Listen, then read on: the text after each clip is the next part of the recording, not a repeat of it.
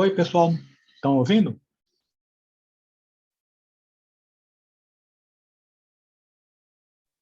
Estamos sim, professor. Opa! Eu dei aqueles 5 minutinhos, deu tempo de assaltar a geladeira, né?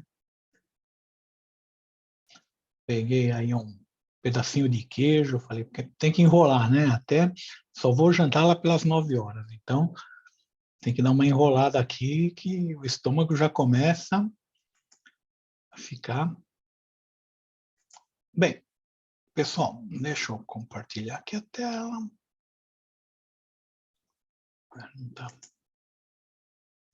Não está compartilhando.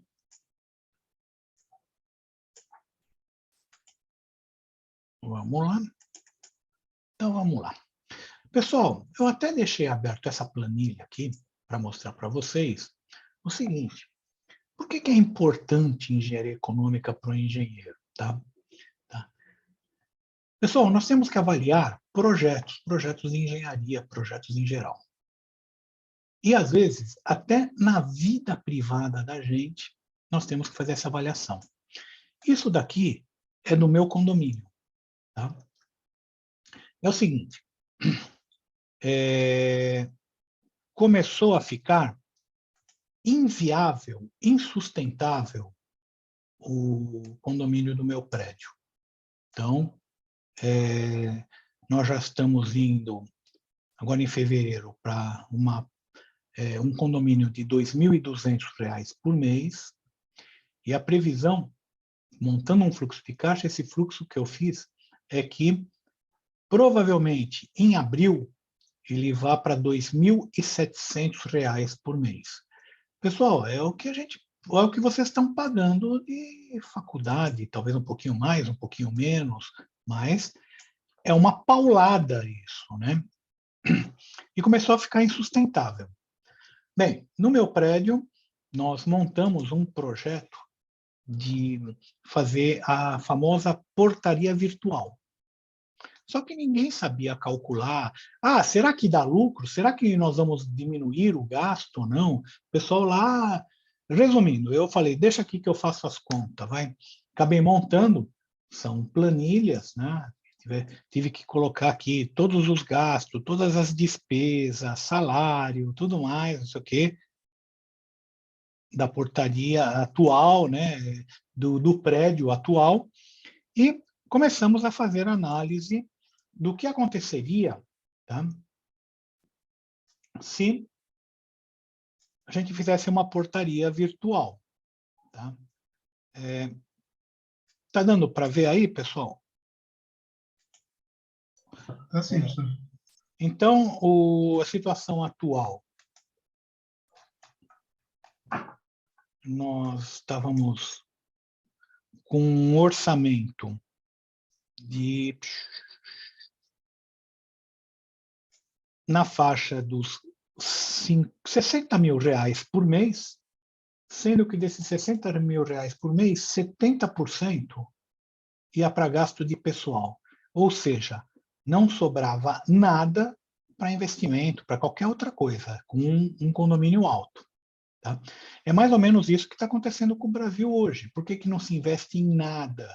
Por quê? Porque você tem um gasto de recursos humanos muito grande, você não pode mandar o pessoal embora, você não pode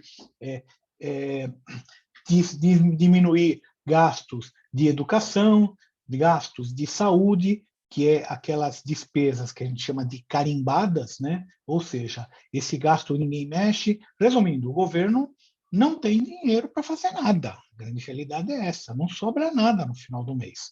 E está acontecendo isso no meu prédio. Qual que era a ideia?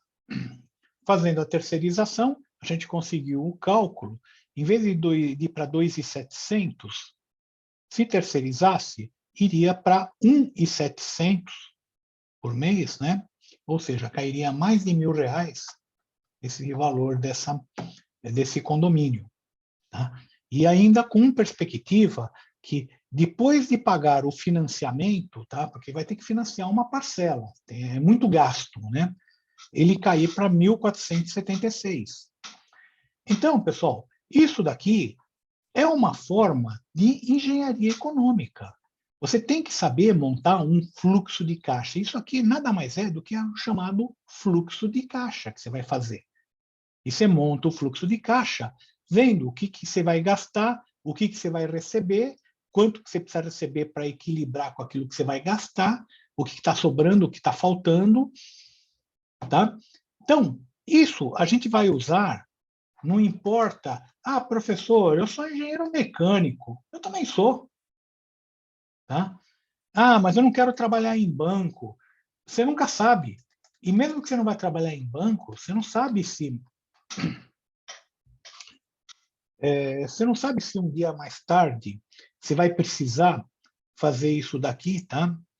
Para sua vida particular, para sua vida privada.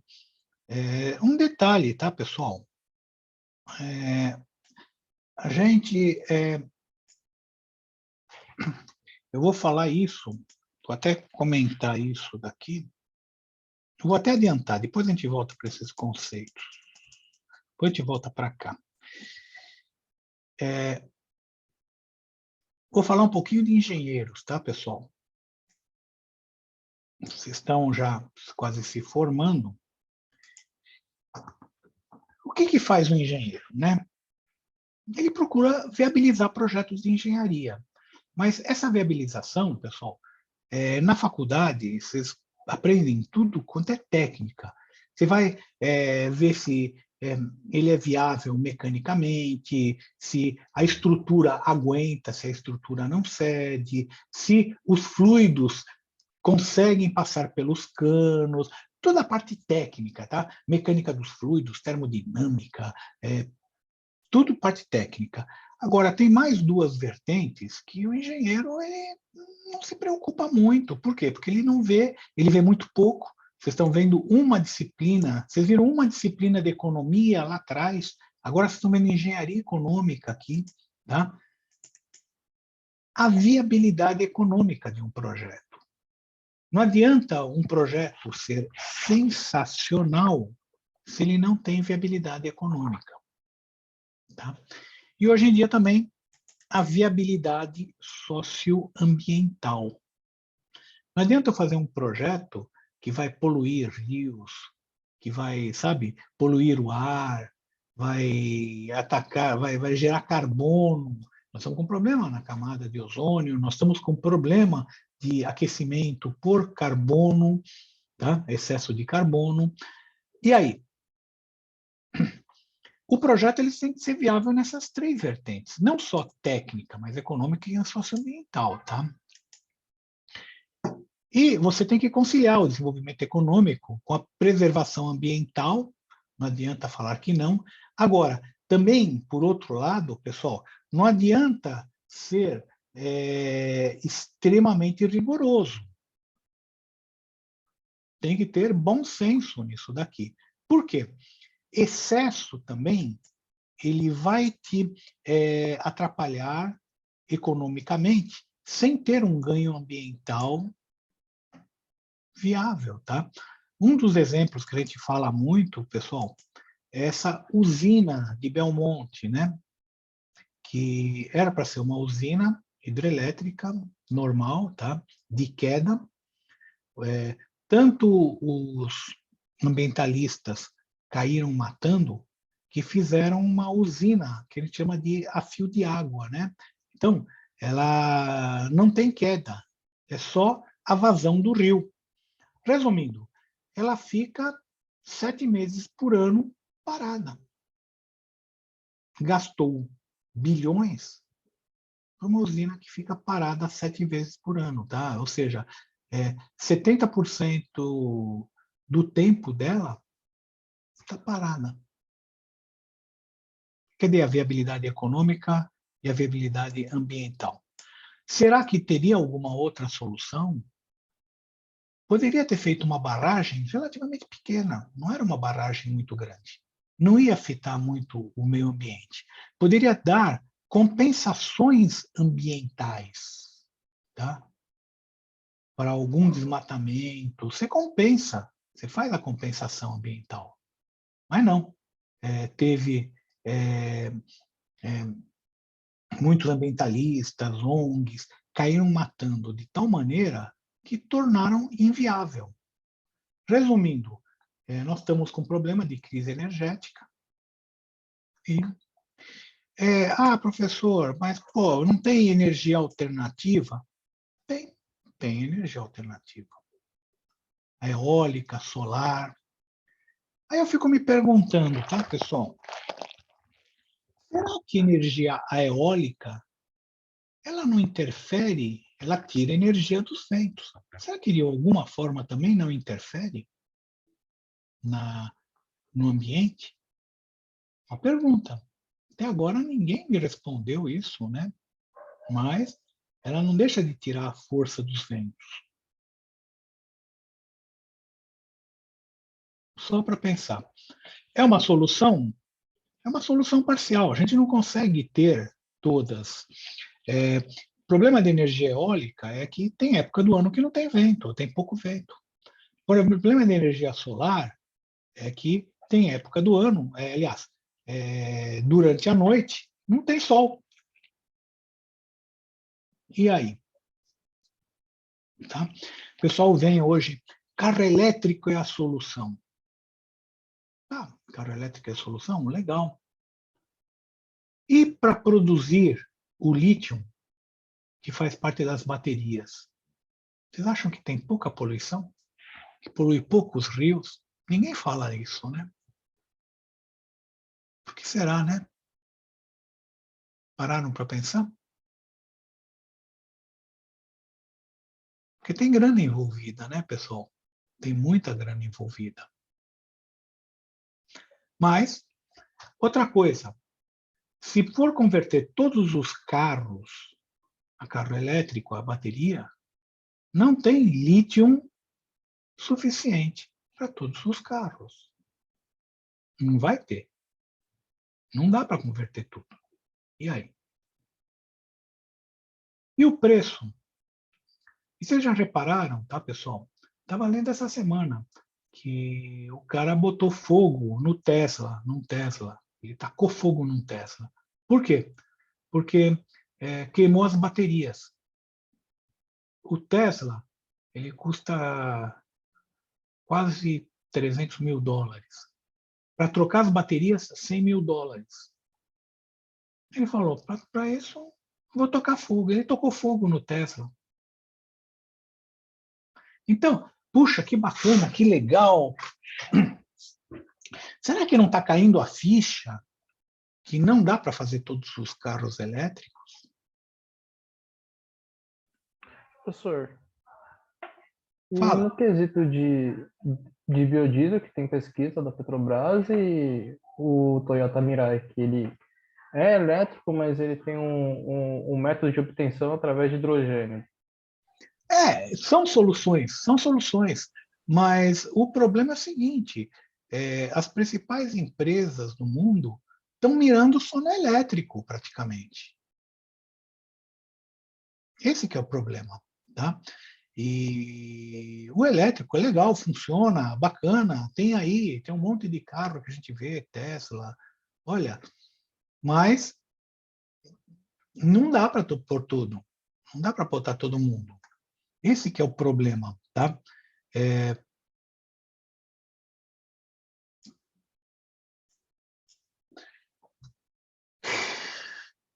Tudo tem os seus prós e seus contras, tá, pessoal? Então, não adianta vocês falarem, não, essa solução vai resolver o problema. Não vai resolver o problema. Voltando aqui, tá, pessoal? Nós temos que ver como que é o modelo de crescimento econômico, nós temos que crescer economicamente, mas isso gera problemas, isso gera poluição. A China está crescendo economicamente, só que eles têm mais que 1 bilhão e 300 milhões de habitantes. Eles têm só 1 bilhão a mais do que o Brasil. Tá?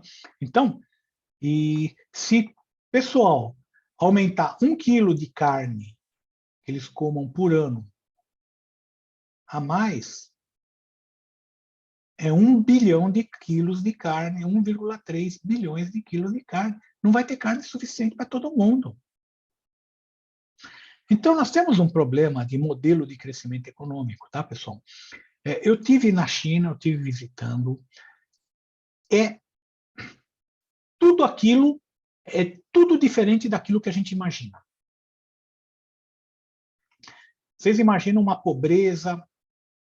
Eu não vi pobreza, tá, pessoal? Eu vi opulência.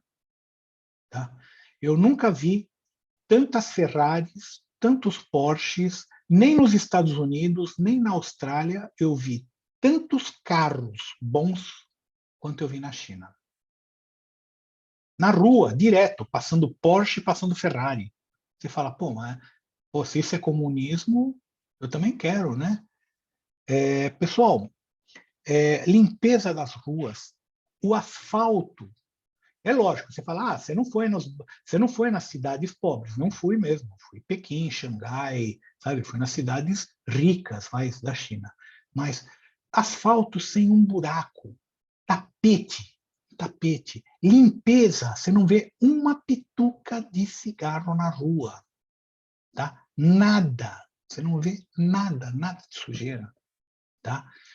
Povo, o sistema de metrô, eles começaram depois da gente.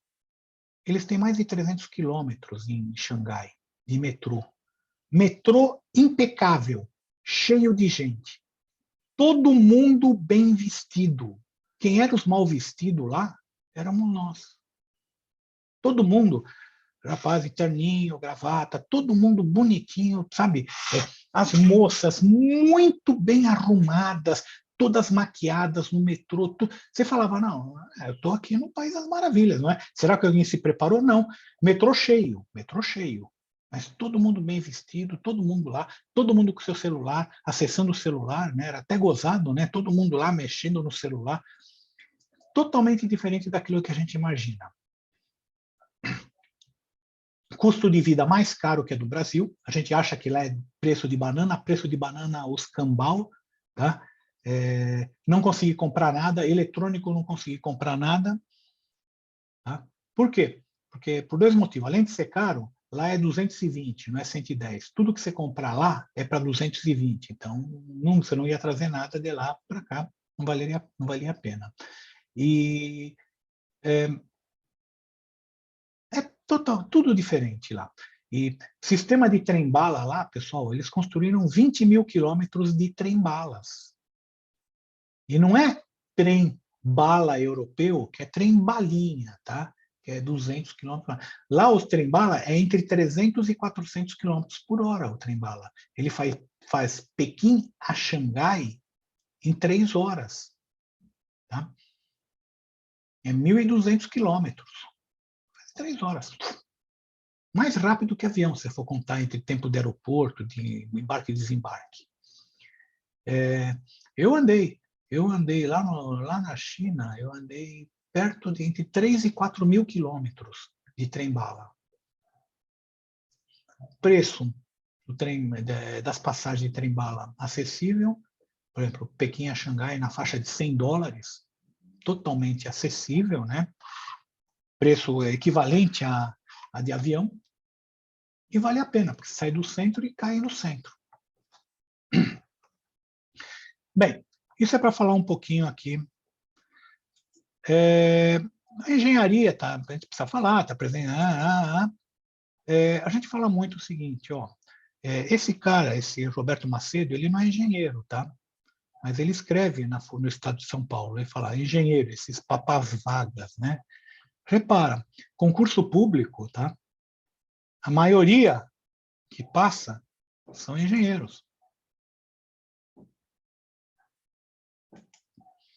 Aqui, agente fiscal de rendas, 2013, civil, elétrica, soma tudo isso.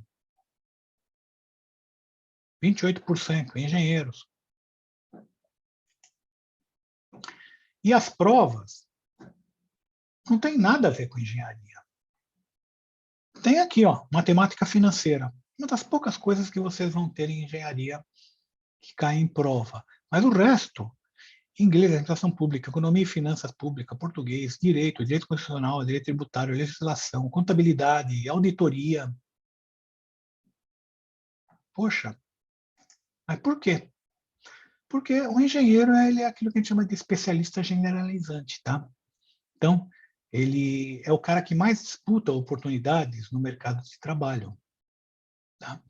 Ele tem uma capacidade de integrar e dominar conhecimento de outras áreas, muito mais fácil do que os pessoais, do que o pessoal de outras áreas consegue fazer, tá? E ele consegue aprender a aprender. Poxa, eu não sei nada de tal matéria. Ah, mas eu vou me virar, vou aprender. Acabo aprendendo, tá? Com a sua iniciativa, seus esforços próprios, tá? Então, vocês podem ver que na área financeira, administrativa das empresas, uma quantidade muito grande de engenheiros.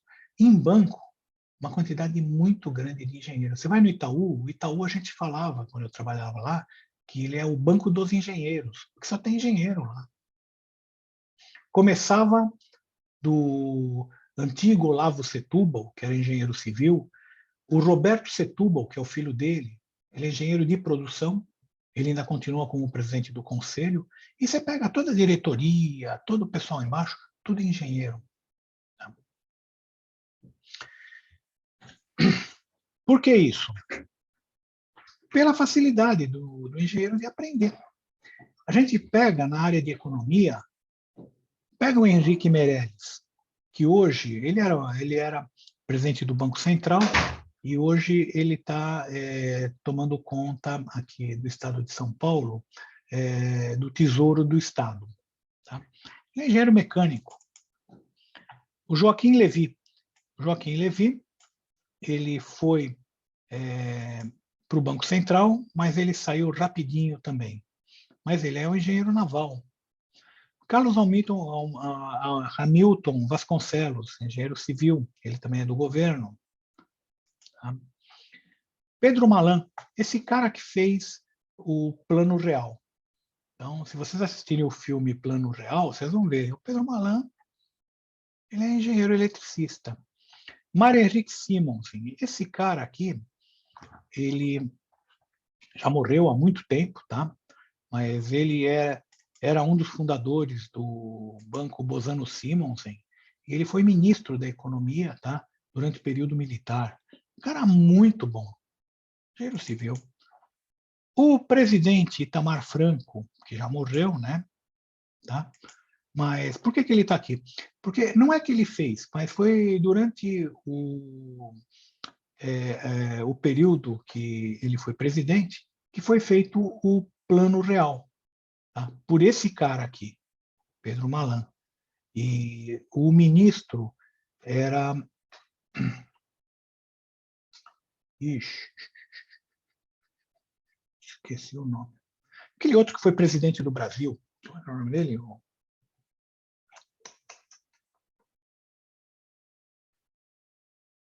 Esqueci o nome, você vê. Fernando Henrique Cardoso. Fernando Henrique Cardoso, durante o governo de Itamar Franco, ele era um ministro da Economia. Mas ele não é especialista, ele é sociólogo. Mas ele colocou as pessoas certas, né? Na economia. Inclusive, colocou o Pedro Malan.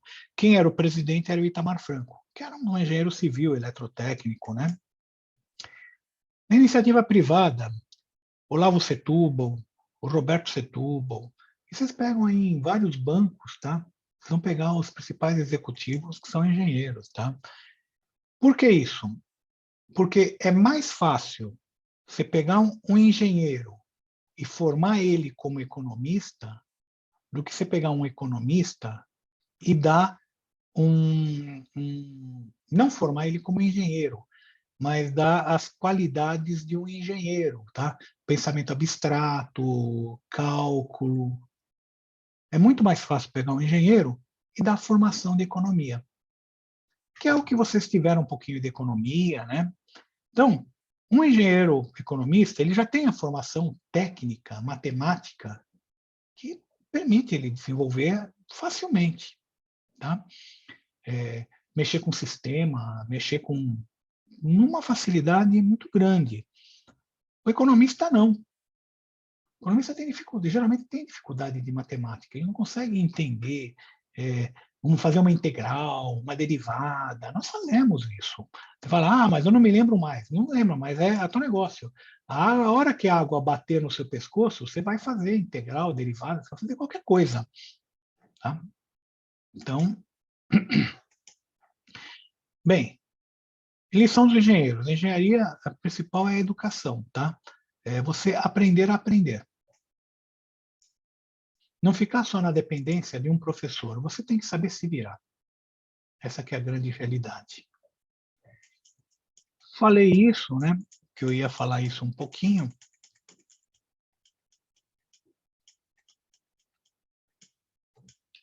Aquilo que eu estava falando, nós vamos ver muito conceito que a gente chama de matemática financeira.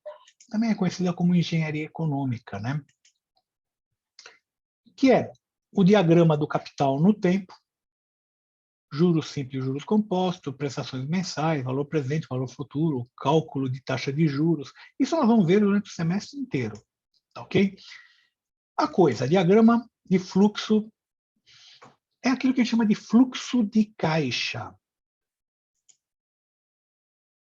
Isso que eu mostrei para vocês é um fluxo de caixa. Somar todas as entradas de um mês, todas as saídas de um mês e ver quanto sobra. E ir acumulando o quanto sobrou, que é o nosso saldo. Esse saldo pode ficar positivo, pode ficar negativo, como está aqui embaixo, está negativo o saldo. E pode, se aumenta a prestação, se aumenta as entradas, ele acaba ficando positivo em algum ponto. Então, pessoal, pode parecer bobagem isso daí, mas isso é fundamental em qualquer projeto. Você precisa ver a viabilidade desse projeto. E você vê essa viabilidade através daquilo que a gente chama de fluxo de caixa. Uma das maneiras de fazer é via planilha, que eu mostrei aqui, ou em forma de diagrama. Para a gente fazer didaticamente, a gente faz um diagrama, que é um vetor com vários vetorzinhos aqui, tá, pessoal? Então, eu tenho um vetor de tempo e eu tenho um vetor aqui na vertical de valores. Esse vetor de valores, a gente costuma falar entradas é positivo, é um vetor para cima, saídas é negativo, é um valor para baixo, e você coloca aqui para você conseguir enxergar. Poxa, é importante? É, porque você não consegue enxergar todo o fluxo. A grande realidade é essa. Eu estava passando aí, agora uns dias atrás, e eu vi aí apartamentos à venda, prestação a partir de R$300. Puxa, que legal, né? R$300 cabe no meu bolso, eu vou comprar, né? Você acha que é R$300, pessoal? Baita de uma propaganda enganosa. Você vai ter uma prestação de R$300, mas aí você tem semestrais de não sei quanto, trimestrais, quadrimestrais, bimestrais, lógico, para compor. E se você vai desprevenido, se você não monta um diagrama de fluxo de caixa, você não sabe o tamanho do buraco. Porque tem meses que vai ter semestrais, quadrimestrais e trimestrais, tudo caindo junto. Quanto que é que você vai ter que pagar naquele mês? Será que você vai ter? Muita gente entra nessa, pessoal, e acaba se ferrando, acaba perdendo. Por quê? Porque não montou um diagrama de capital no tempo. É muita prestação que entra e sai. Não é nem culpa da pessoa. Às vezes ela não sabe, não conhece. Mas ela acaba dançando nessa porque ela não sabe. Tá? Bem, então a gente costuma montar esse diagrama. Geral, eu não gosto de montar assim, tudo em cima. Eu prefiro montar aqui. Para baixo é negativo, é saída. Para cima é positivo, é entrada. Tá? Pessoal, já está dando aqui 10 minutos. Eu vou continuar conversando com vocês, Mas eu vou pedir para vocês entrarem no chat aí e escreverem aí presente e me mandem. É daí que vai sair a presença de vocês, tá, pessoal? Então, por favor, não deixem de falar presente aqui, porque senão não tem outra forma de eu descobrir quem está presente ou não. Tá? Bem, esse é o conhecido diagrama de capital no tempo, né? Então, a gente faz dessa maneira, tá? Ou faz um fluxo de caixa numa tabela. A melhor tabela para fazer isso é o Excel. Então, aqui está um exemplo. Excel, bem mais complexo, né? Então, aqui está salário, salário, férias, 13º, vale-refeição, vale não sei o quê, vale não sei o que lá, tá? Conta de terceiro, fundo de reserva, tudo é entrada e saída. Então, tudo fluxo de caixa. Você, na vida real, você vai precisar fazer isso. Até para a sua vida pessoal. Você vai ter que montar um fluxo de caixa. Olha, eu preciso comprar um carro até o final do ano. Não quero um financiamento. Quanto que eu vou ter que guardar por mês? Vai colocar tudo que entra, tudo que sai, tá? Quanto que você gasta por mês de cada coisa. Colocar uma verba aí para outros, né? Aquilo que não está previsto. Então, na vida é assim. A gente usa fluxo de caixa direto. E muita gente não sabe fazer isso. Tá? Eu vi no meu prédio. É um prédio que tem um monte de gente de bem, gente bem de vida. Tá? E o cara não sabe montar um fluxo de caixa. Eu tive que montar esses fluxos. Todas essas planilhinhas aqui do prédio, eu que tive que montar, porque o pessoal não sabe. Tem médicos, dentistas, advogados, economista. O cara não sabe mexer, não sabe fazer um fluxo de caixa. Aí você aparece com uma planilhinha aqui, até que feia, e os caras, oh!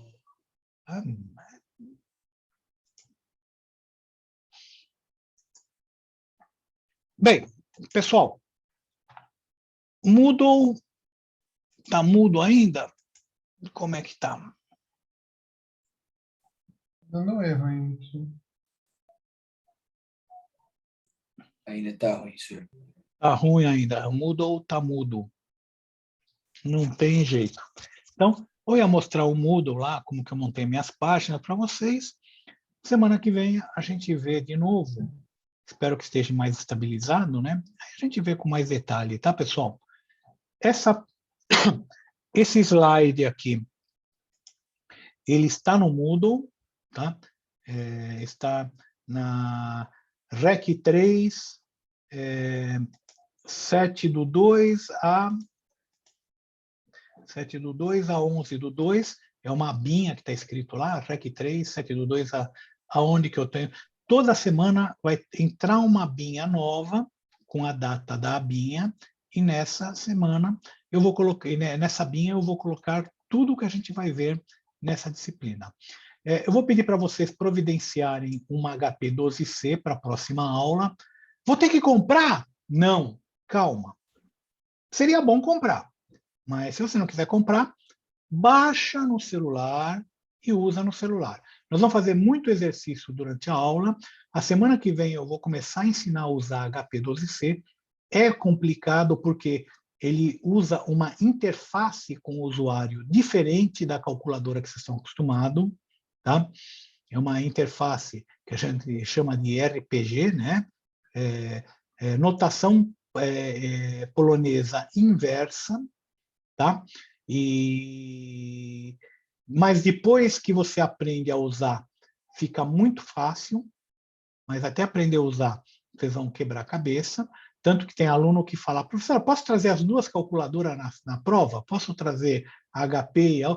Pode, sem problema. Tá? Então, mas é importante vocês saberem usar também. Eu acho que eu falei o que eu tinha que falar hoje, né, pessoal? É legal estar aqui com vocês, tá? Então, eu espero que a gente se encontre aqui durante todo o semestre. Apesar de vocês não, tirando um colega aí, os outros não quiseram mostrar a cara, né? Até vou contar aqui, vai. Eu sei, eu sou pai de uma aluna, né, que se formou, aí, aliás, 2 alunos, né? Mas uma aluna, ela se formou o ano passado, aí no Mackenzie, se formou em Direito. E foi assim que nem vocês. Foi aula virtual, sabe? Tinha que assistir no Zoom. E ela se formou e iam fazer a colação de grau. Ela esqueceu da colação de grau. E a colação de grau do Direito foi de manhã. Aí ela estava dormindo, ligaram para ela, algum colega ligou para ela e falou: ué, você não está pronta aí? Você não entrou aí no Zoom aí para colação de grau? Ela se lembrou, correu, entrou.